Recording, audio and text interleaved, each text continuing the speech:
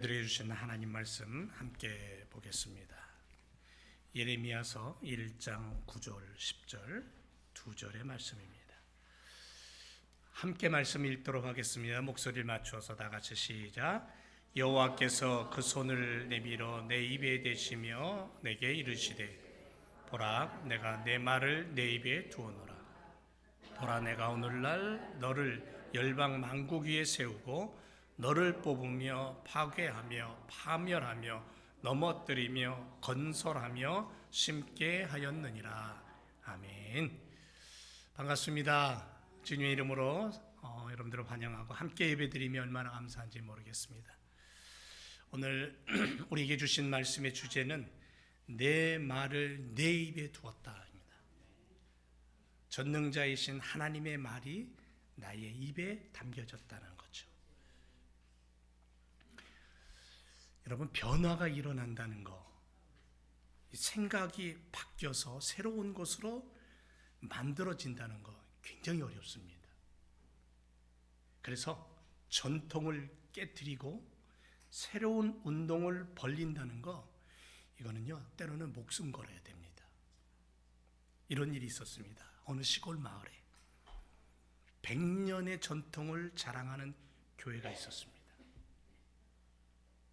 그 교회에 새로 목사님이 부임해 오셨습니다. 목사님은 새로 그 교회에 오셔서 아주 열정과 새로운 의욕을 가지고 그리고는 교회를 세우기를 원했고 또 교회 성도들은 목사님을 아주 극진하게 기쁨으로 환영을 했습니다. 그런데 한둘은 어떤 날 목사님께서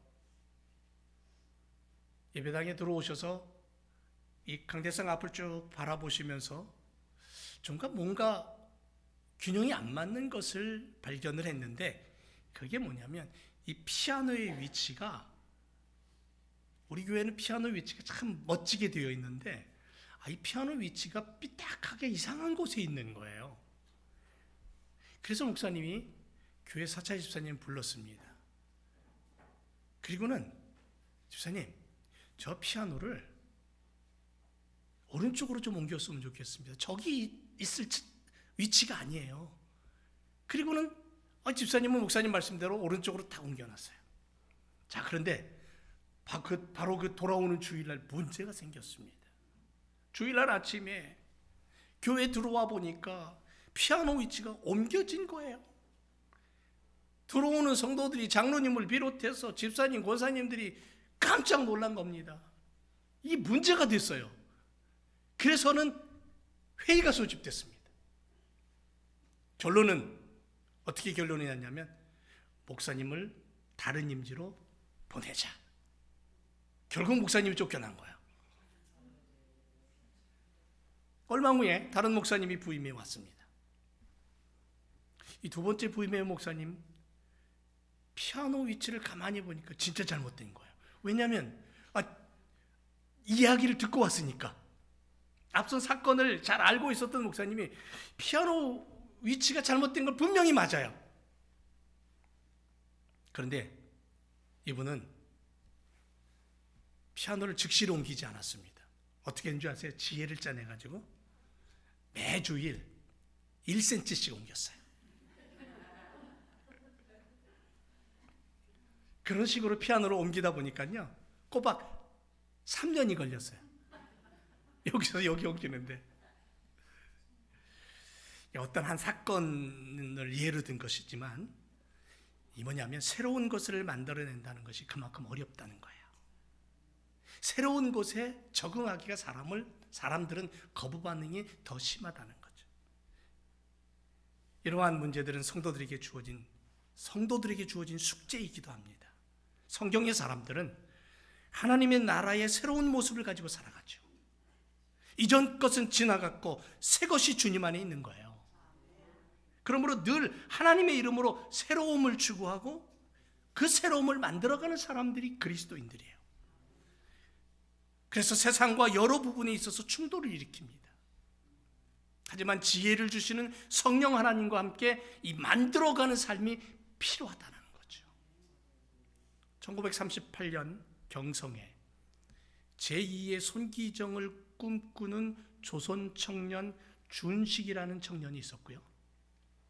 일본 최고의 마라톤 대표 선수였던 타츠오라는 그러한 선수들이 있었는데, 어린 시절에 서로 아주 강한 경쟁의식을 가지고 이 어린 시절을 보내면서 청년으로 자라납니다. 조선과 일본의 대표, 세기의 라이벌 같은 그런 마음으로 성장을 하죠. 그런데 어느 날 이 준식이, 한국의 조선 청년이었던 준식이가 예기치 않은 사건에 휘말립니다. 그리고는 일본군에 강제 징집되어서 전쟁터로 나갑니다. 끌려가죠. 1년 뒤에 일본군 대위가 된 타츠오가 어떻게 운명적으로 만나요, 한 부대에서. 2차 세계대전이 막 휘몰아치던 그 전쟁터 속에 두 청년은 중국과 소련, 일본을 거치면서 노르만디 그 전투에 투입이 됩니다. 7,500마일이라는 그 긴 거리를 옮겨 다니면서 끝나지 않는 전쟁을 겪으면서 서로 미워하고 증오하던 두 청년이 죽을 고비를 무수히 넘기면서 서로를 이해하게 되고 진심으로 아끼는 친구가 되어가는 사이, 서로의 희망을 나누는 사이가 됩니다. 전쟁의 한가운데서 자신의 꿈, 마라톤 선수로서 뛰고 또 뛰는 그 전쟁터 속에서도 일찌감치 누구보다 일어나서 그 운동장을 뛰고 있는 한국 조선의 청년 준식. 적으로 만나서 서로 희망이 된 조선과 일본의 두 청년. 그래서 국가를 초월한 인간애가 펼쳐져. 그런데 결국 노르만디 전쟁에서 이 준식은 죽어갑니다. 자신의 적이지만 친구였던 일본 마라톤 선수, 청년이었던 친구였던 타츠오에게 자신의 이름표를 떼어서 그 손에 쥐어주면서 하는 말이 있습니다. 이게 뭐냐면, 이제부터 네가 준식이다. 나의 꿈을 위해 달려가다오. 그리고는 숨을 거둡니다. 그리고 타츠오는 김준식이란 이름표를 달고 마라톤 선수가 되어 달립니다. 이 마이웨이라는 영화의 간략한 내용이에요. 한번 기회 있으면 보세요. 한국 영화입니다. 여기서 말하고 싶은 게 뭔지 아세요? 원수를 향한 분노와 저주가 변해서 친구가 되고 믿음이 되고 사랑이 되는 것을 말하고 있는 거예요. 극한 어려움 속에서도 죽지 못하는 이유가 하나 있습니다. 희망을 놓지 못하는 거예요. 사랑하는 성도 여러분, 믿음의 사람들은 지금도 신앙의 경주를 하는 길을 가고 있습니다. 달리고 있다는 거예요.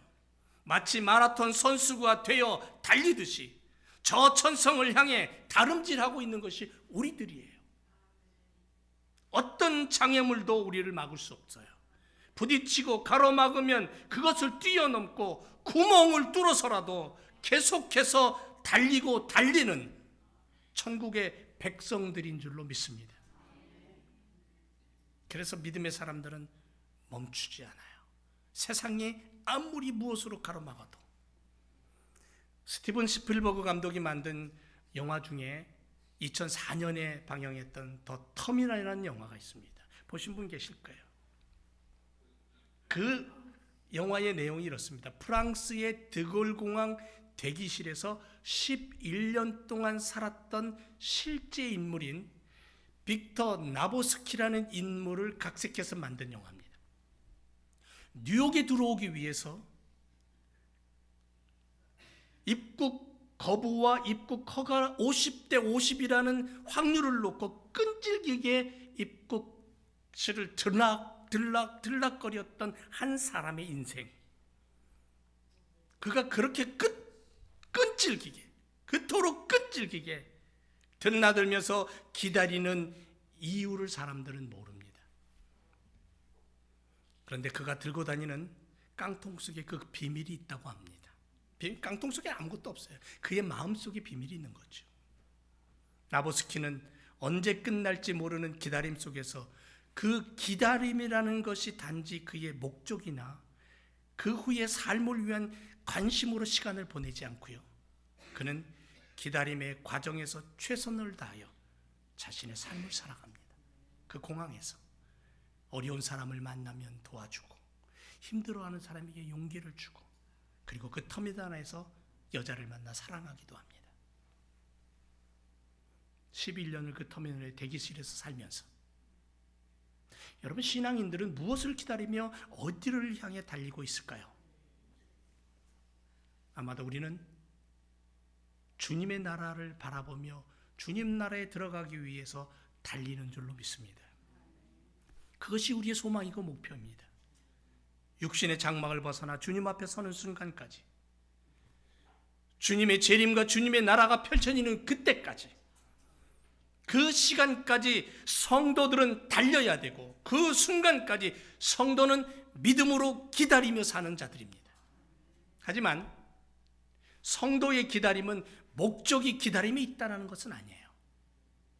삶의 매 순간순간을 천국 백성다움의 질적인 모습을 가지고 말씀을 실천하고 살아갑니다. 감나무 밑에 누워서 감이 떨어지기를 기다리는 그런 인생이 아니라는 거예요. 그런 기다림이 아니라는 거예요. 내가 내일 주님의 나라가 펼쳐진다면 나는 오늘 내 시간을 통해 복음을 전하고 사랑하고 십자가의 그 은혜를 나눌 수 있는 그런 실천적인 삶을 살아간다는 거죠. 전통에 묶여있지 않습니다. 가로막혔기에 포기하지도 않습니다. 나의 주어진 삶의 시간들, 내가 살아가는 순간순간을 주님의 나라를 꿈꾸며 이 땅에서 새로운 부흥을 만들어가기 위해 최선의 숨을 쉬고 걸음을 옮기는 인생입니다. 여러분, 삶의 무게가 가로막고 멈추게 하여도 그래도 달려요. 또 달려요. 이게 삶의 자세, 신앙인의 모습이죠. 여러분, 삶이 힘듭니까? 내가 해야 될 일이 너무 많아서 손이 모자랍니까? 걸음이 무겁습니까? 그래도 믿음의 사람들은 하나님이 살아계시고 그분이 나와 함께 하시고 내 등을 뛰밀고 어서 걸음을 옮기라고 나를 격려하시기에 오늘도 나는 내가 가지고 있는 그 무거운 짐을 십자가 앞에 내려놓고 걸어가는 거예요. 달려가는 거예요. 도전하는 거예요. 우리 신동석 집사님 다리를 한번 보세요. 다리가 한쪽이 부었어요. 시커멓게 그 피가 밑으로 내려오면서 정말 단단해요. 지금도 쩔뚝거려요. 한번 다치면 보통 분들보다 회복이 늦어요. 보통 사람들 한번 툭 어딘가 부딪히면 아야 하고 마는데 이분은 한번 툭 부딪히면 시커멓게 멍이 들고요. 그리고는 오래 갑니다. 아픔과 통증이 심합니다. 그래도 일찌감치 나와서 주일날이면 그 아픈 다리 끌고 서서 들어오는 분들을 향해 밝게 주보를 나눠주면서 인사하죠.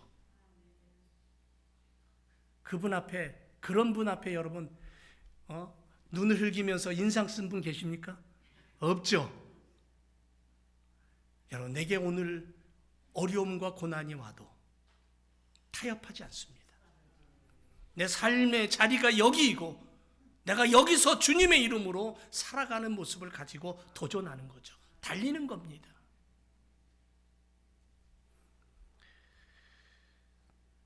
주님의 나라를 조급하게 학수고대하고 너무 집착한 나머지 재림주의나 망상주의로 빠져서는 안 되겠죠.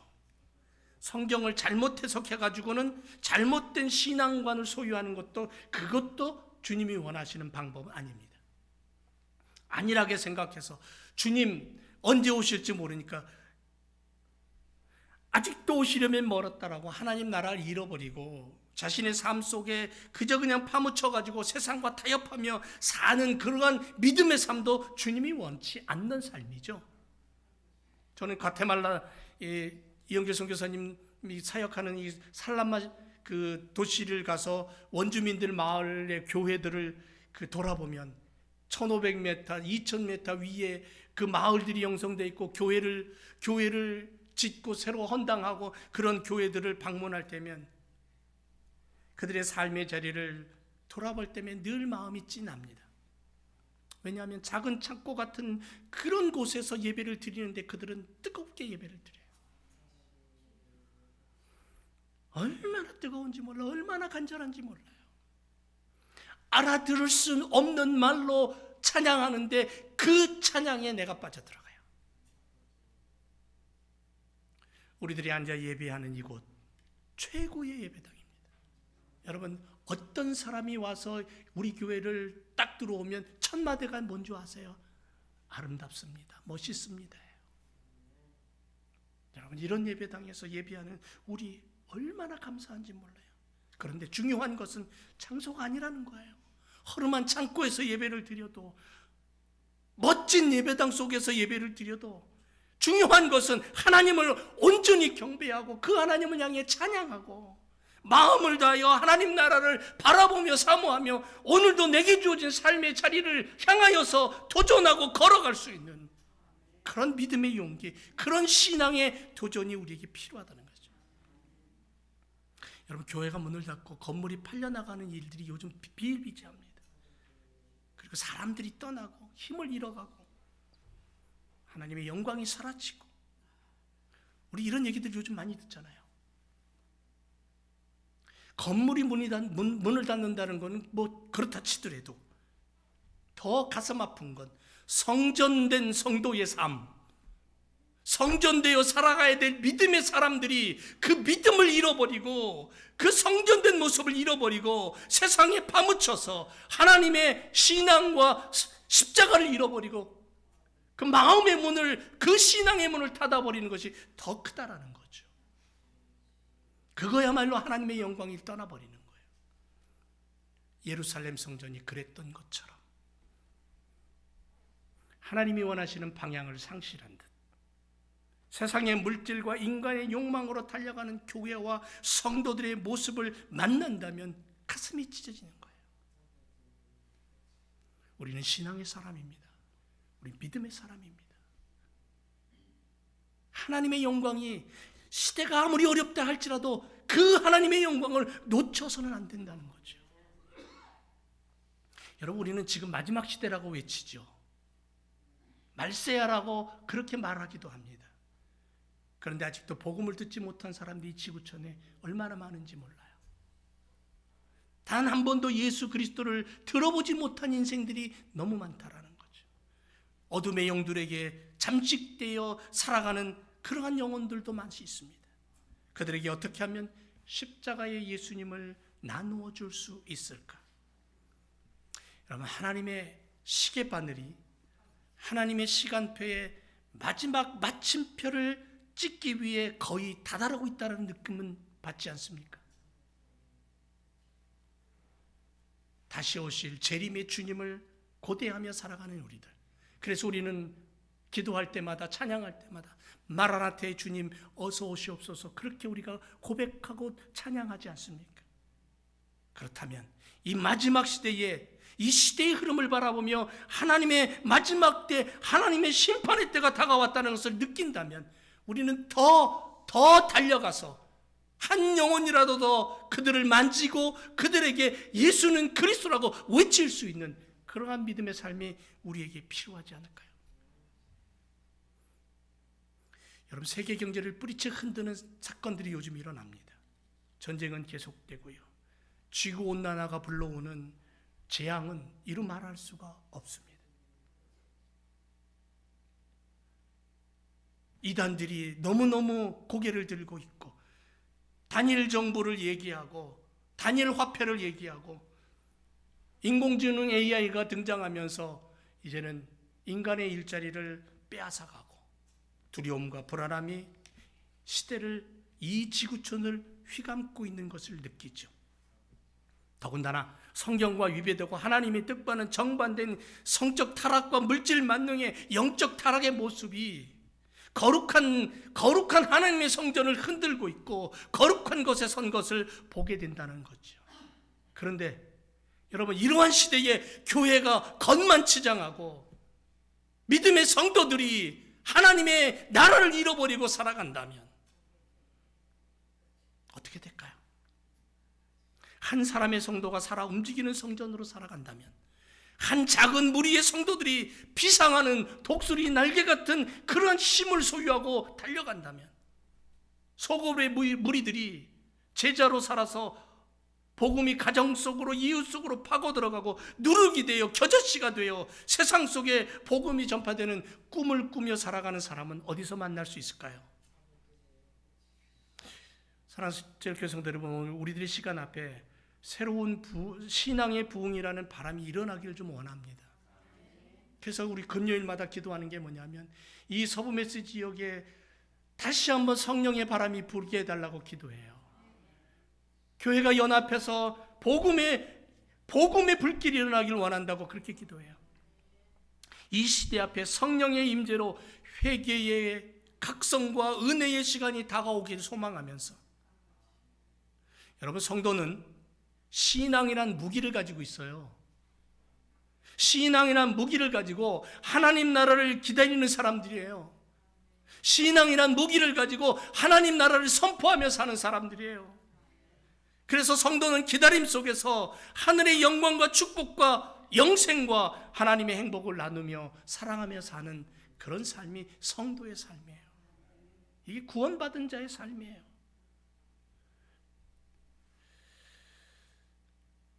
하지만 세상은 그렇게 기다림에 익숙하지가 않죠. 조금도 가만히 있기를 원치 않습니다. 사탄의 방법과 죄악의 길로 자꾸만 달려가기를 원하고 사람들을 끌고 가죠. 그럴 때마다 주님은 시대에 몇몇 사람들을 깨우셔서 부르십니다.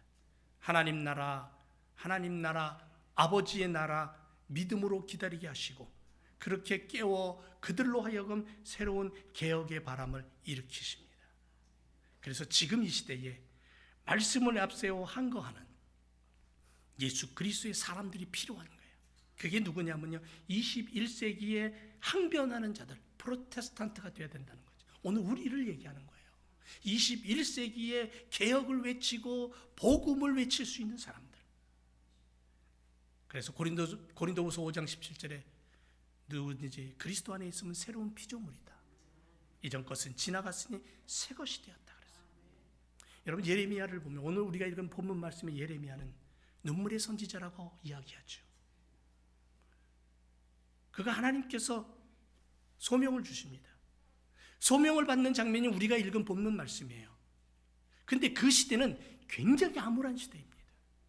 나라가 망하고 어두움이 짙게 깔리고 하나님을 떠나고 범죄하고, 그 속에서 하나님이 그를 부르십니다. 어둠으로 달려가고 죄악을 늘 즐기며 일삼는 시대 앞에 하나님은 예레미야라는 사람을 불러서 개혁의 사람으로 쓰시길 원하시는 거예요.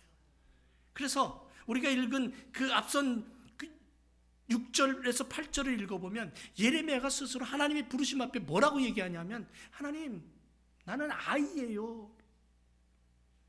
다 큰 어른인데 하나님 앞에 뭐라고 고백하냐면, 하나님, 나는 아이예요. 어린아이예요. 말할 줄을 몰라요. 이 얘기는 뭐냐면, 하나님, 나 못합니다라는 얘기예요. 하나님 부르심에 하나님 주신 그 사명 감당 못합니다, 이런 얘기입니다. 그런데 하나님께서 강권적으로 명령하시고 격려하시면서 선지자로서의 사명을 온전히 감당하도록 그렇게 그를 강하게 묶으십니다. 하나님의 말씀을 선지자의 입에 담으시고 선포하게 하시겠다고 약속하시는 거예요. 놀라운 사명을 주시는 거예요. 내 말을, 야, 너 어린아이라고 얘기하지 마로. 너 말할 줄 모른다고 하지 마. 너는 비록 말할지 모르고, 너는 비록 어린아이라고 생각할지 모르지만, 내가 내 말을 너의 입에 주어서 너로 하여금 나의 말을 선포하게 할 거야. 하나님이 일하시는 거예요. 모세를 보세요. 애굽으로 보낼 때 그냥 보내십니까? 내가 너와 함께 할 거야. 그 증표로 지팡이를 주시잖아요.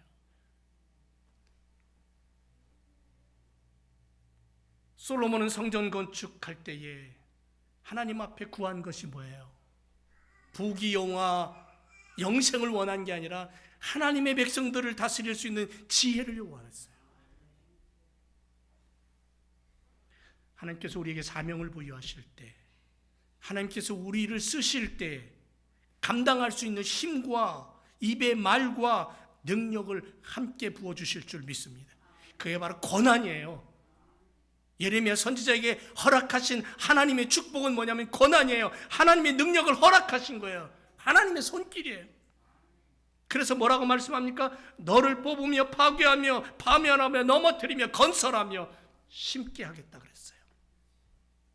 잡초나 독초를 뽑아내고 곡식을 심는 농부와 낡고 썩은 건물을 부수고 새로운 건물을 세우는 건축자처럼 내가 너를 쓰겠다는 거죠.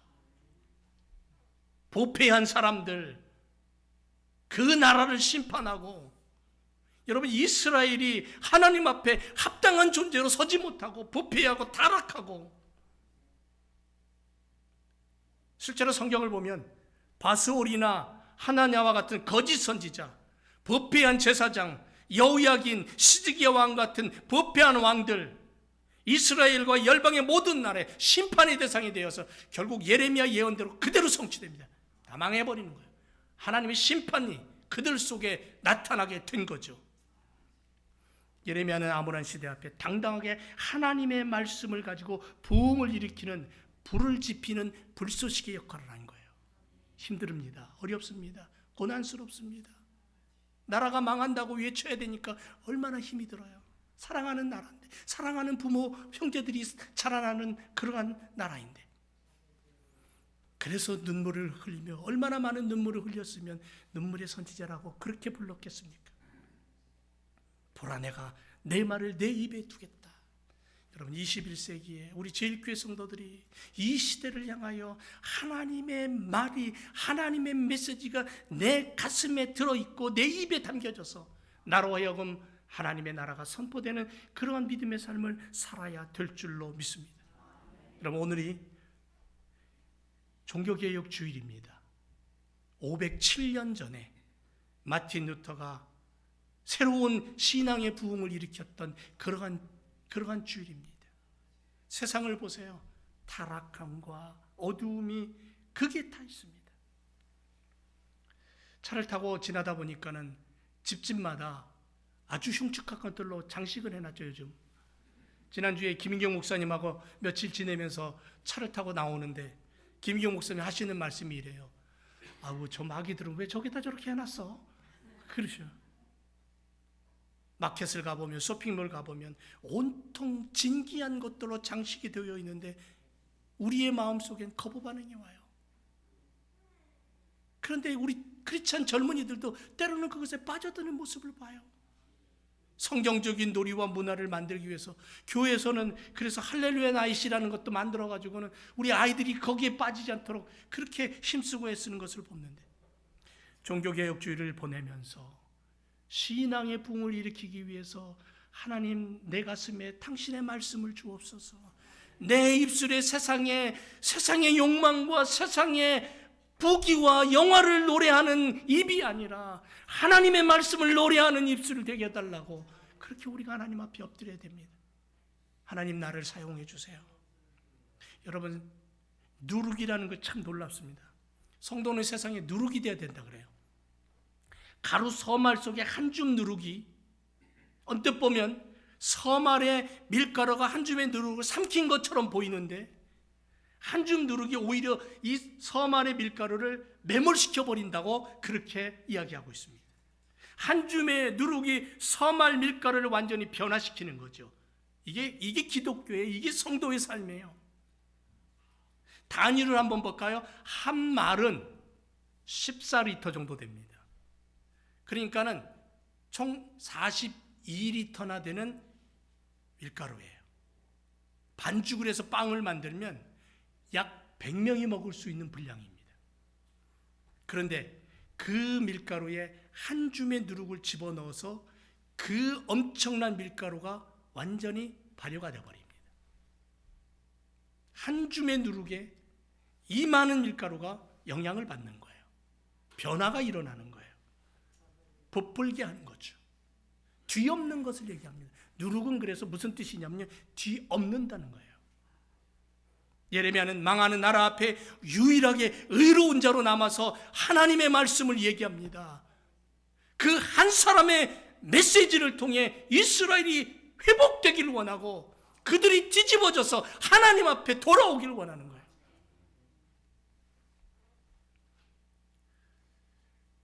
한 가지만 더 드리고 말씀을 마치려고 하는데요. 여러분, 오늘날 미국을 일으킨 것은 영국과 네덜란드의 청교도들에 의해서, 청교도들이 찾아와가지고 메이플라워를 타고 찾아와서 미국이 시작됐잖아요. 그런데 이 청교도들의 조상을 이렇게 더듬어서 올라가서 찾아보니까요, 해적 민족이었던 바이킹이었대요. 오래전에 올라가 보면 앵글로 삭슨족, 본래 영국에서 살던 사람들이 아니었고 북쪽 노르웨이를 중심으로 스칸디나비아 지방에서 거주하던 사람들이었어요. 대단히 용감하고 머리가 아주 우수한 사람들이었습니다. 당연히 이런 사람들이 어디에 관심을 두냐면 후손들에게 관심을 둡니다. 후손들도 자신들의 그 뛰어남을 물려받아서 더 위대한 나라를 만들기 원하는 거죠. 그런데 주변의 여자들을 둘러보니까요, 하나같이 병들고 하나같이 방탕하고 이 남자들이 결혼하기가 두려운 거예요. 미래를 꿈꾸는 젊은이들에게 그런 여인들을 보니까는 두려운 거예요. 결혼하기 싫은 거예요. 그래서 이들이 모여서 머리를 짜내고 강구한 방법이 뭐냐면, 가장 우수하고 정결한 여자들, 이게 어디 있냐, 누구냐, 야, 좀 지혜로운 여자들이 누가 있냐 하고 찾아보니까는, 아, 예수 그리스도를 믿는 사람들이다. 이 여자들이 정결하다, 순수하다. 그거를 딱 발견한 거예요. 근데 당시에 그 기독교 여성들이 어디 있나 찾아보니까는 여기저기 흩어져 있거든요.